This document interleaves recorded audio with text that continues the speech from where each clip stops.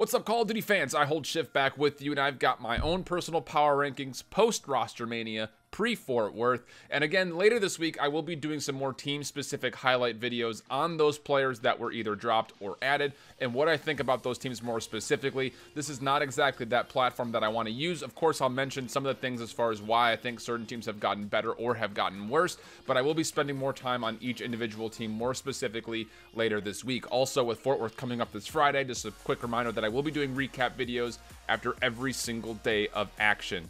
So it's going to be a very busy weekend. I hope you guys will join me for that. But let's dig into the power rankings that we have for you guys. So starting things off at the very bottom, this is one of the teams that made obviously some of the biggest moves. I'm going to still keep Accelerate Gaming down here at the bottom. The fact of the matter is this team is just not very good. And that's the problem right now, is that they weren't very good and their moves didn't really make them much better. Did they make them better?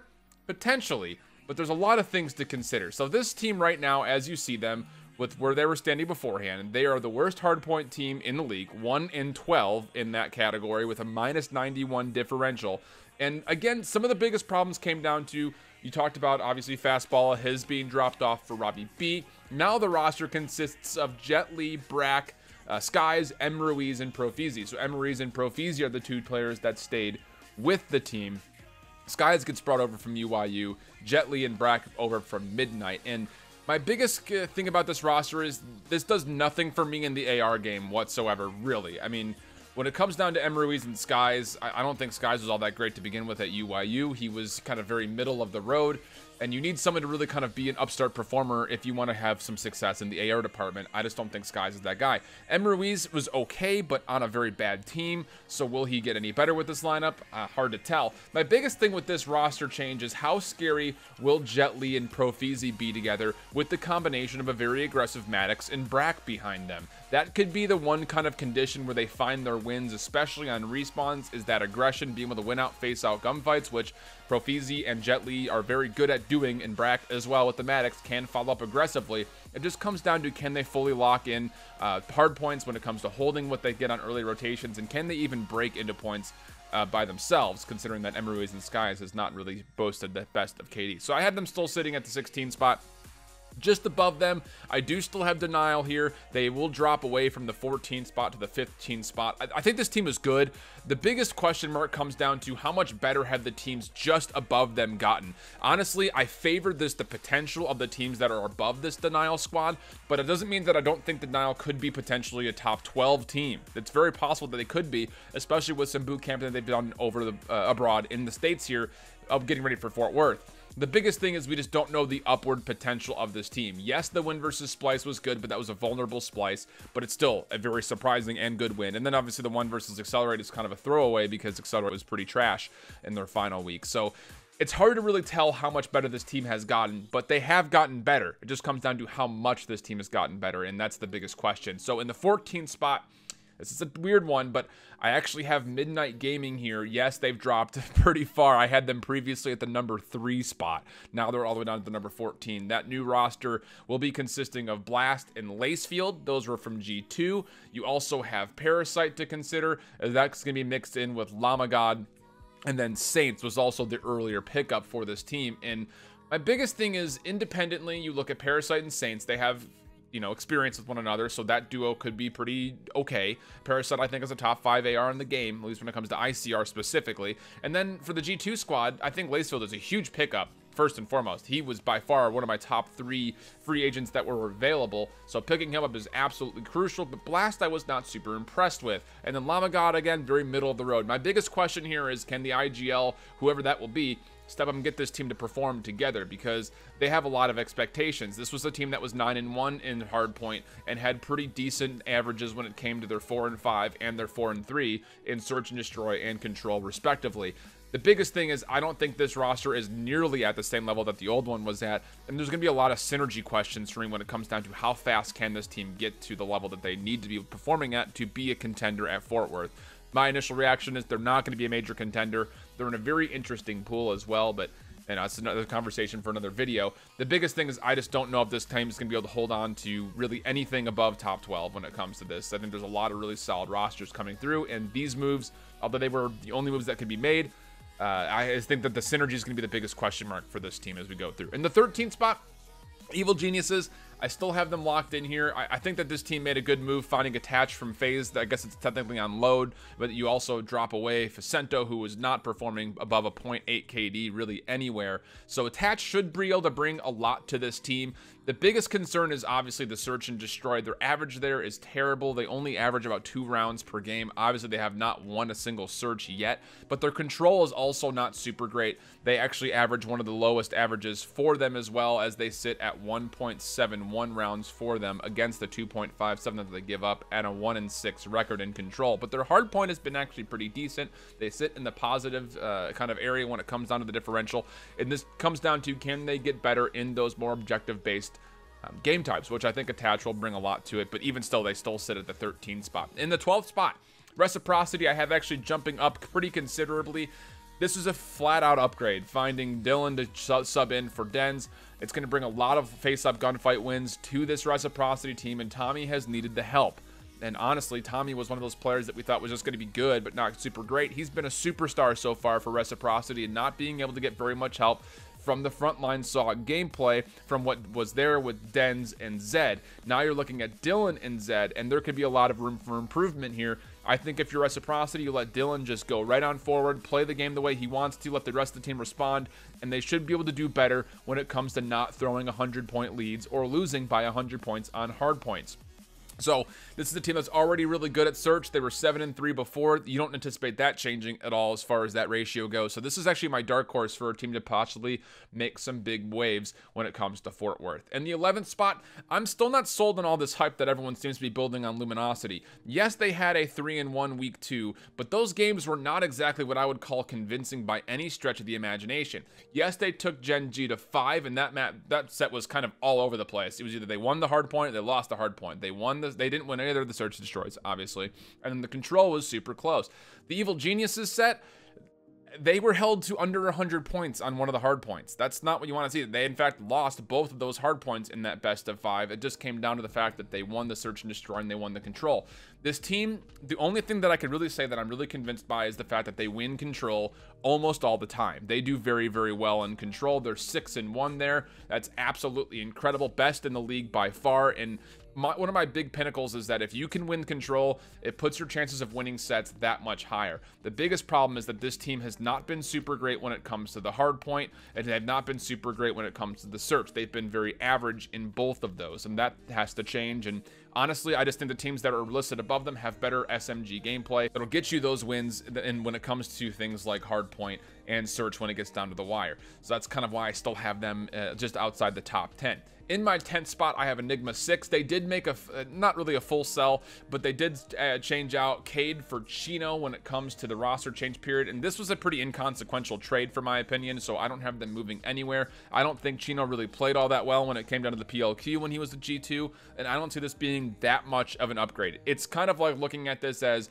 the cup was half empty and now it's half full. You're looking at the same level, but I think the upward potential of someone like Chino versus Cade is obviously going to be higher, favoring that of Chino. But even still, I think a lot of this team relies on the fact that you're looking at Kismet, you're looking at Frosty to kind of step up when it comes down to the frag and the slaying department, and that's kind of the win condition. I just don't see the upgrade from Cade to Chino being all that much inconsequential when it comes to making them any better. Red Reserve I have in the 9th spot still, and this team is just so hard to predict because they're so inconsistent. It's been the storyline for this team ever since we saw them at the PLQ.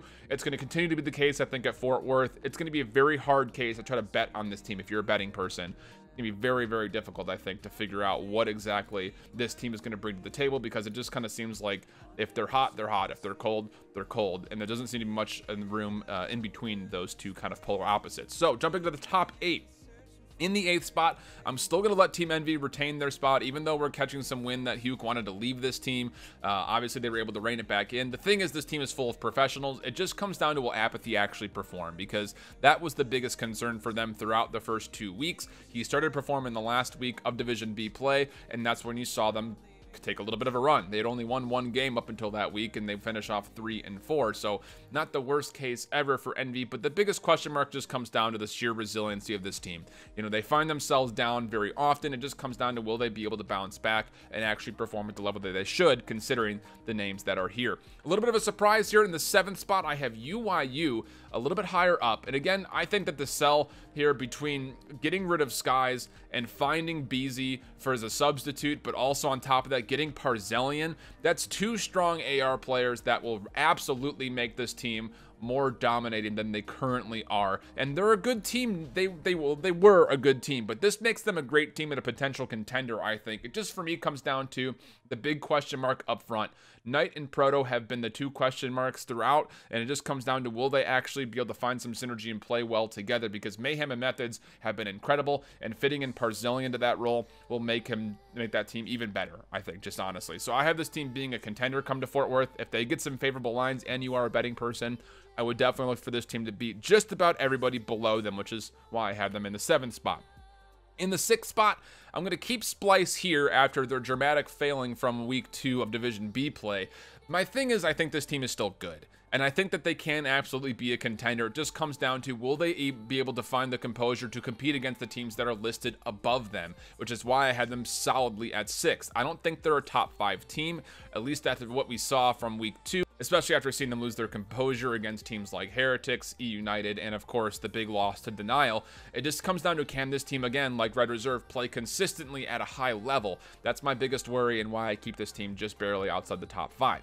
Getting to the top 5, Jinji also made a little bit of a sell here, and I have them bumped up 2 different spots from where they were at the 7th position. Bringing on Envoy, I like a lot. Yes, the whole Spacely thing was a little bit dramatic as far as how the community took it, but this is a full upgrade for Jinji. And I think that you're going to see some immediate results, but I don't see it being increasing dividends like a lot of people will be immediately. I think that this change between Spacely and Envoy is going to pay a lot of dividends come later in the season. I think this is a change that makes them a major contender for a world championship. I just don't know if this team is at the level at the moment to already be a contender come Fort Worth. Yes, they are very good at search and destroy, and that shouldn't change. But the biggest problem is they haven't been great at hardpoint, sitting at 6 and 8, and they haven't been great at control with a very, very close average differential. Now, bringing in Envoy will make them better, but will it make them as good as the other teams above them in respawn? I just don't know yet. It comes down to, can they find the synergy, and can they really ring in Envoy and get him the practice he needs to fill in a role that Spacely was really kind of doing well at. It just came down to the fact that he was losing gunfights. So can they put him positionally in that same spot? That's the question mark for me, but this team I think is for sure a top 5 squad. Now, as we get to the top 4, nothing really has changed too much in my opinion, because these were teams that really didn't make moves. I do have United sitting at the 4th spot, and I was considering putting them a little bit lower, considering the drama that was happening with Pristini and Clayster and all the things during RosterMania, the much harumph about nothing because nothing ended up happening. The biggest thing for me is this team is still very good, and if they can just have a little bit of a kumbaya and say, look, we had some things go on, let's figure them out, hash them out, let's forget about it, and just go and play at LAN. Let's just go play for a championship at Fort Worth, and let's just put everything else behind us. I think they're able to do that with the experience that they have on board, and if they can put all their differences aside when things get tough and just progressively get better as a full-on team, not even to worry about what happened in the past for RosterMania, this is absolutely a contender team for my money. Definitely not one that you should sleep on just because of what may or may not have happened during the RosterMania period. In the 3rd spot, I do have a bump here to 100 Thieves. Again, mostly because of the things that were happening with United, as well as what happened with Splice and all of that.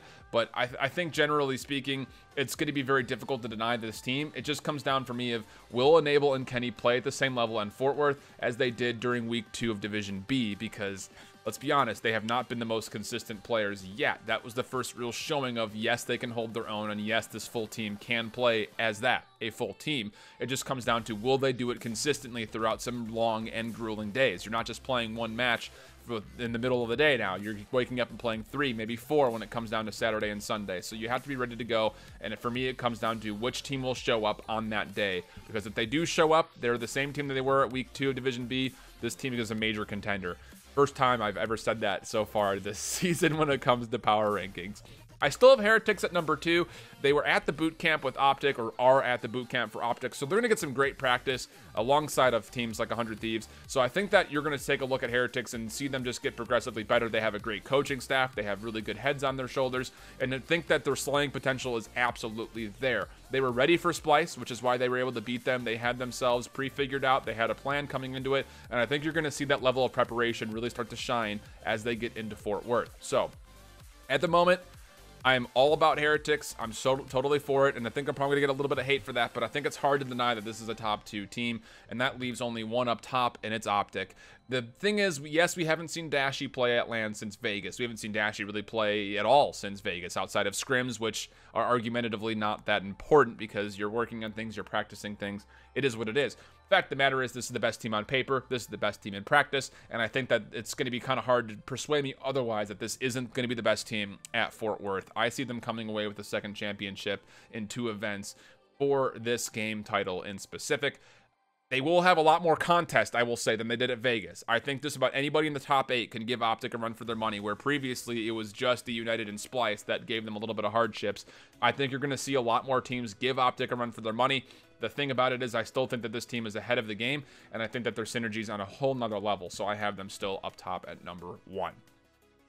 I know you guys don't like my power rankings sometimes, but those of you that do, I appreciate you tuning in for the entirety of it. Again, coming up later this week, we will be doing a more eyes-on focus with the teams that made some more full cell changes, and I'll be talking about all of them more in specific as far as where their upgrades are, where they were struggling before, or potentially how they kind of missed out and why they did not have a great roster mania. But in the comments below, I'm going to know who your top 4, maybe top 5, let's go top 5. Who are your top 5 teams going into Fort Worth? And who do you have possibly winning the whole thing? I'm excited to hear it. If you enjoyed the video, make sure you subscribe to get notifications on when these videos do pop up. And of course, like I mentioned, we will be doing videos throughout the entirety of Fort Worth.